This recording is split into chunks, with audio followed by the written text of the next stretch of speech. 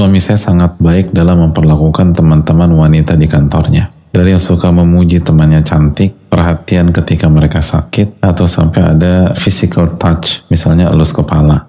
Tapi sudah 6 bulan terakhir sikap suami dingin ke saya. Berapa kali dia juga tidur di sofa dengan alasan ketiduran, sampai 2 minggu kami pisah kamar. Alasan dia karena lagi mau sendiri dan lagi capek. Dan sekarang dia mengembalikan saya ke orang tua saya. Karena dia marah ketika tahu saya mencari jawaban ke teman kantornya atas sikap dingin dia selama 6 bulan. Dia merasa saya telah membuka aib dia. Padahal niat saya hanya mencari jawaban. Saat itu dia bilang, kamu bukan istri saya lagi, jangan panggil saya mas. Nyesel saya nikahi kamu dan nafkahin kamu.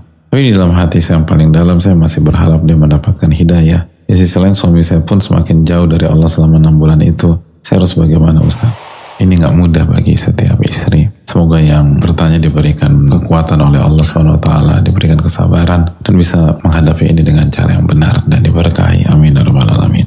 Yang pertama, ucapan kamu bukan istri saya lagi, jangan panggil saya mas, nyesel. Jika diucapkan dengan kesadaran, artinya tidak kehilangan kesadaran, lalu niatnya talak, maka ini bisa jatuh talak. Yang kedua, memang walaupun misalnya suami kita salah, tapi cara kita merespon ibu-ibu sekalian, kita juga harus memperhatikan sisi DNA kepemimpinan laki-laki. Karena Allah mengatakan di dalam diri laki-laki ada DNA kepemimpinan, ada DNA leadership. Ar-rijalu qawwamuna 'alan nisa. Laki-laki itu pemimpin bagi wanita. Salah satu sisi kepemimpinan adalah pemimpin itu nggak diinvestigasi. Walaupun niat kita baik dan nggak ada maksud yang buruk-buruk ya, tapi itulah kayak kita pemimpin di kantor. Kalau ada pihak yang menginvestigasi kita, kira-kira kita marah nggak? Marah. Padahal bisa jadi pada saat itu kita salah. Ada yang nanya-nanya tentang kita di belakang kita. Padahal nggak ada maksud juga. Kita bisa tersinggung karena itu DNA. Bukan berarti suami benar, enggak. Cuman kalau kita mau menyelesaikan masalah, hindari cara-cara seperti itu.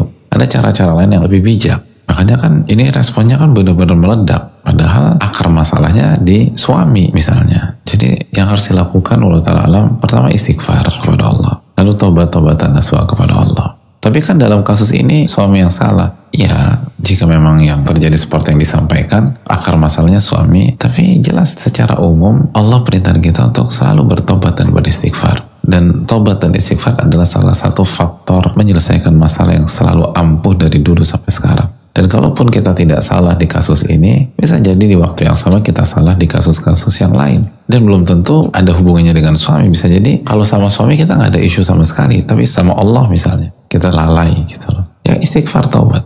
Intinya istighfar dan taubat nggak pernah rugi, nggak pernah salah dalam memilih keputusan itu gitu.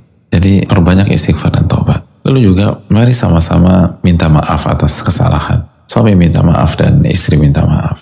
Lalu ajak kita kembali kepada Allah Subhanahu wa Ta'ala. Istri kembali kepada Allah dan suami kembali kepada Allah. Kalau istri sudah kembali kepada Allah, maka tinggal suaminya.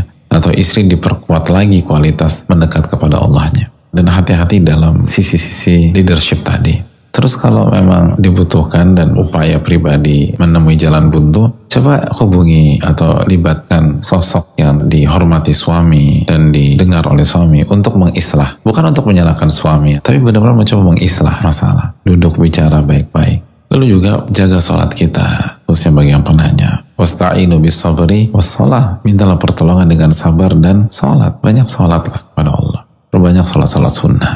Lalu juga bantu orang. Allah fi'aunil abdi maka al abdu fi'auni akhi. Allah membantu seseorang ketika orang itu membantu saudaranya.